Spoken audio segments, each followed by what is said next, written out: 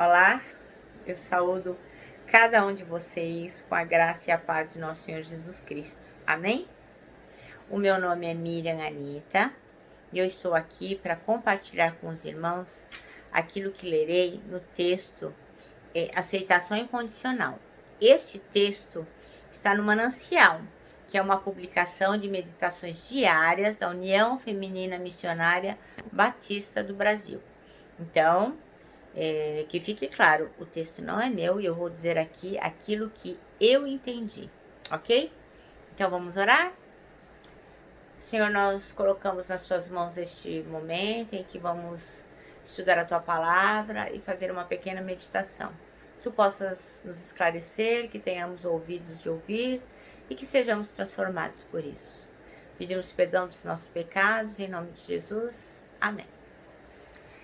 Bom, irmãos, então já que nós vamos falar de aceitação incondicional, eu quero contar para os irmãos uma fábula de Monteiro Lobato, que eu tenho certeza a maioria dos irmãos conhece, mas que ela se aplica muito bem aqui, nesse nosso assunto sobre aceitação incondicional. E a nossa fábula fala da águia e da coruja.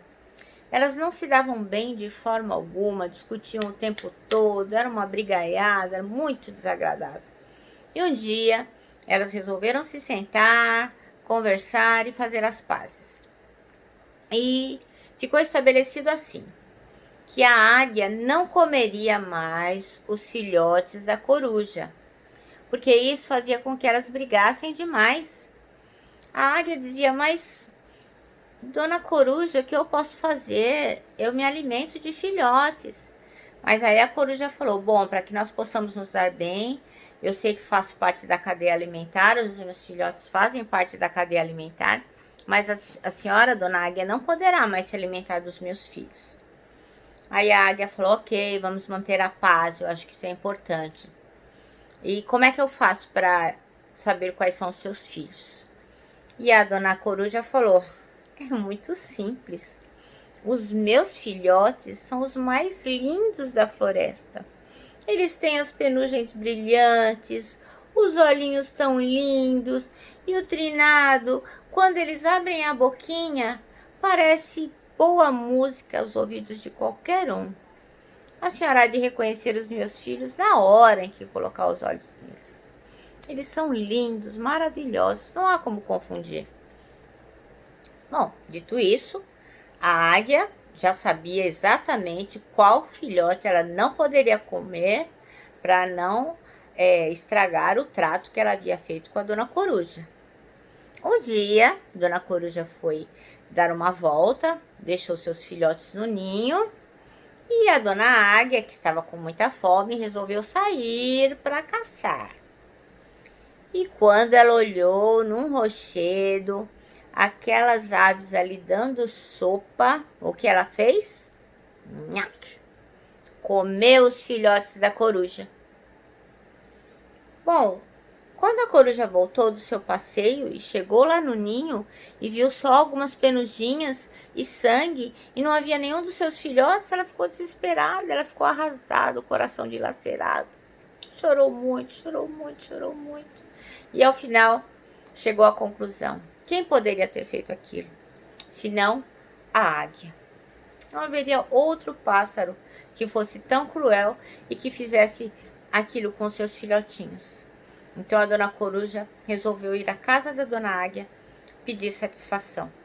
Chegou lá e resolutamente, com raiva, bateu na porta da casa da Dona Águia. Quando a Dona Águia abriu a porta, Dona Coruja, bem-vinda, quer entrar? E a coruja disse, não quero entrar. Você faltou com a sua palavra. Você não é mais minha comadre. Você comeu os meus filhotes. E a águia se sentiu insultada. Como assim eu comi os seus filhotes? Eu dei a minha palavra à senhora que não comeria os seus filhotes. E realmente eu não comi. Eu saí para caçar sim. Eu estava com fome sim. E eu vi lá no rochedo uns filhotinhos horrorosos, uns monstrengos, uma penugem sem cor, acinzentada, abriu uma boca, parecia uma bocarra assim enorme, gritavam feito uns malucos. Não tive dúvida, olhei e falei, esses não são os filhos da Dona Coruja, porque ela me disse que eles são maravilhosos. Não tive dúvida e os comi. Aí a Dona Coruja falou, você comeu os meus filhos. A Dona Águia, eu peço perdão, mas pela descrição que a comadre me deu, como eu poderia adivinhar que aqueles monstrengos eram os seus filhos? Moral, irmãos, quem ama o feio, bonito lhe parece. Então, o amor da coruja, ela tinha uma aceitação incondicional em relação aos seus filhos. Para ela os via como os mais belos. E, assim, obviamente a águia não tinha o mesmo olhar que ela. Mas assim também é Deus conosco. Ele nos vê através de Jesus Cristo. E Ele nos aceita incondicionalmente. Porque se alguém de fora olhasse para nós, veria quão pecadores nós somos e quantas coisas erradas fazemos e coisas que não contamos a ninguém, que estão aqui. Quantas coisas horríveis. Mas o Senhor não olha para isso. Ele olha para nós através de Jesus Cristo. Por isso é que temos que andar com o Senhor. Se você não aceitou Jesus Cristo na sua vida ainda, você ainda está correndo risco, porque o Senhor só vai olhar para você de uma forma incondicional e te aceitando através do sangue do Cordeiro, através de Jesus Cristo. Amém?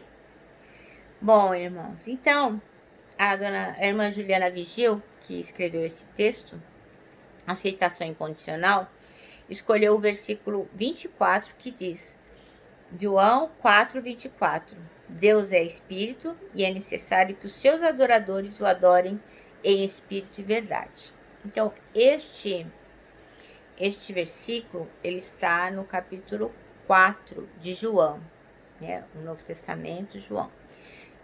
A leitura são 42 versículos, é bem extensa, mas eu acho importante e eu vou ler com os irmãos, tá bom? E diz assim, os fariseus ouviram falar que Jesus estava fazendo e batizando mais discípulos do que João, embora não fosse Jesus quem batizasse, mas os seus discípulos. Quando o Senhor ficou sabendo disso, saiu da Judéia e voltou uma vez mais para a Galiléia. Era necessário passar por Samaria.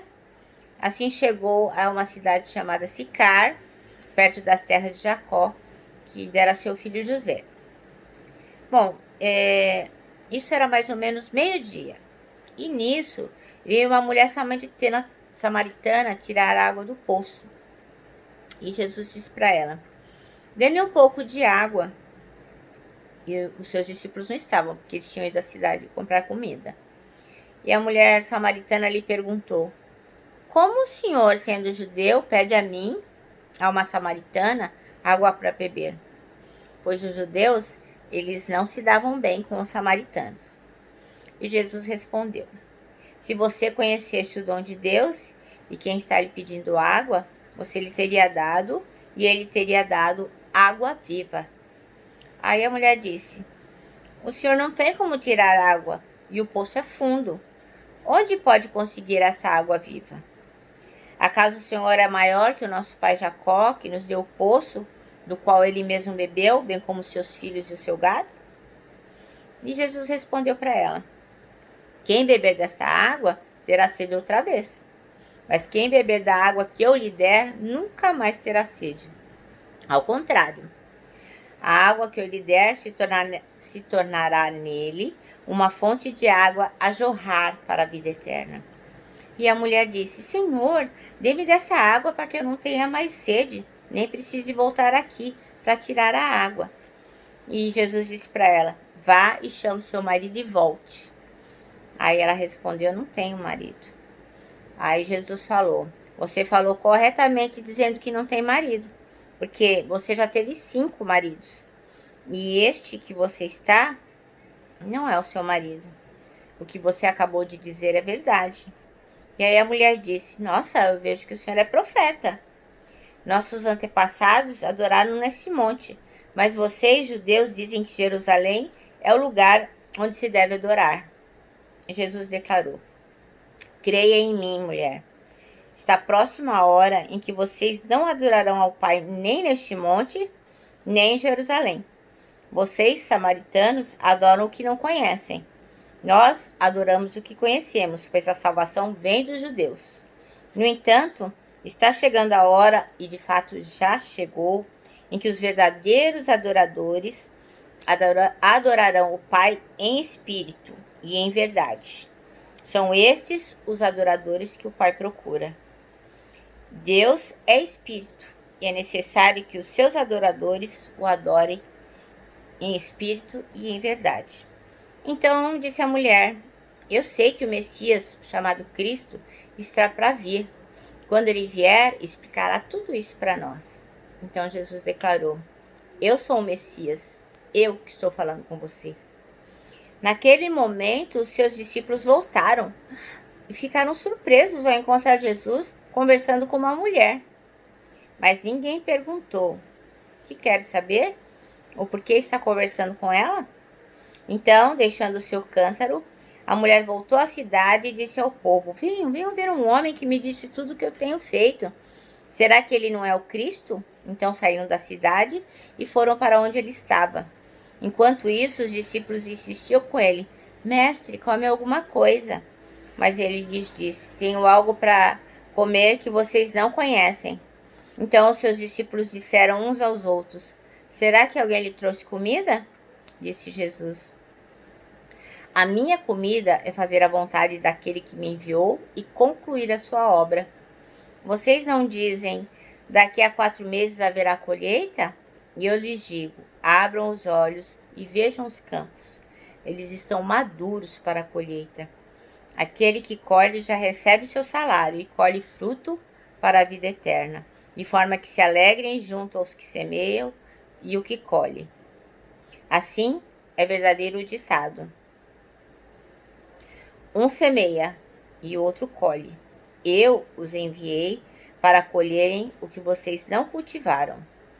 Outros realizaram um trabalho árduo e vocês vieram a usufruir do trabalho deles. Muitos samaritanos daquela cidade creram em Jesus por causa do seguinte testemunho dado pela mulher: ele me disse tudo o que eu tenho feito.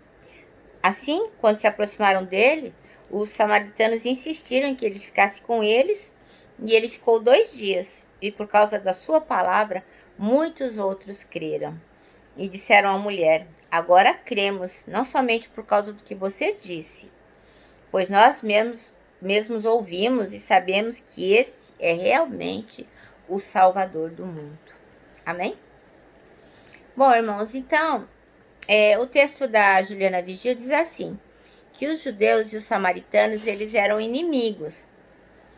Não era só uma divergência de crenças, mas a presença de uma mulher samaritana, que já tinha tido 5 maridos, e o atual marido não era oficial, no mesmo lugar que um judeu estivesse, era no mínimo uma afronta.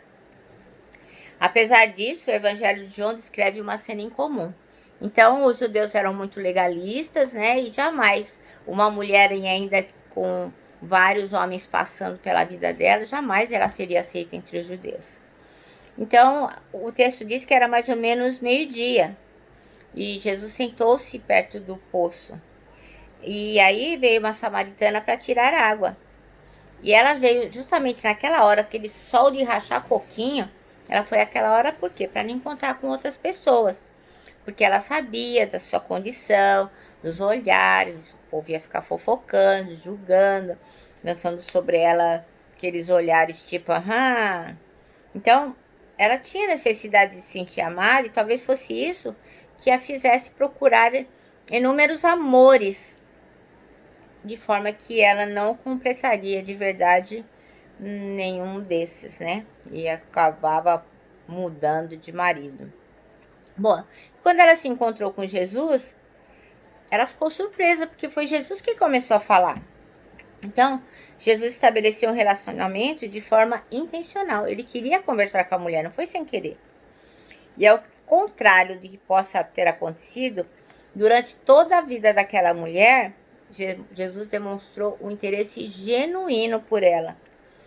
Fez com que ela se sentisse à vontade, para que ela pudesse abrir o seu coração, confessar os seus pecados e ser quem ela era realmente, né? Sem máscaras, sem fingimentos.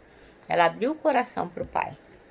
Então, não importa o que disseram sobre você, o que fizeram com você, ou mesmo o que você precisa, ou mesmo o que você pensa de você mesmo. Ah, eu não mereço nada, eu fiz tantas coisas erradas, eu não mereço a graça. Não importa. O que importa é que a sua identidade foi legitimada pelo sangue de Jesus derramado na cruz e ele o aceita e o ama de forma incondicional. Então, Jesus Cristo te ama não porque você mereça. Então, não importa quanto tempo você ficou por aí sem aceitar Jesus, não importa as coisas erradas que você fez. O importante é que no momento que você se decide por Jesus Cristo, você seja transformado. E a cada dia essa transformação vai se tornando uma pessoa melhor e melhor a cada dia. Porque é assim que o Senhor nos aceita incondicionalmente. Então, como a coruja não abre mão dos seus filhinhos achando que eles são os melhores, Deus também não abre mão de nós. Nós somos especiais para Deus e só através de Jesus Cristo Ele pode nos olhar com este olhar maravilhoso de Pai. Bom, o nosso manancial termina assim: você é objeto do amor de Deus. Ainda bem, né, irmãos? Eu agradeço a Deus todos os dias por isso. Acho que perdi tempo demais na minha vida. E acho que é por isso que eu amo tanto o Senhor, porque eu perdi tempo demais. E que bom que o Senhor nunca desistiu de mim. E tenho certeza que Ele nunca vai desistir de você. Bom, irmãos, eu me despeço aqui com um abraço fraternal, com meu abraço de ursa, com a palavra de ordem que é saudades.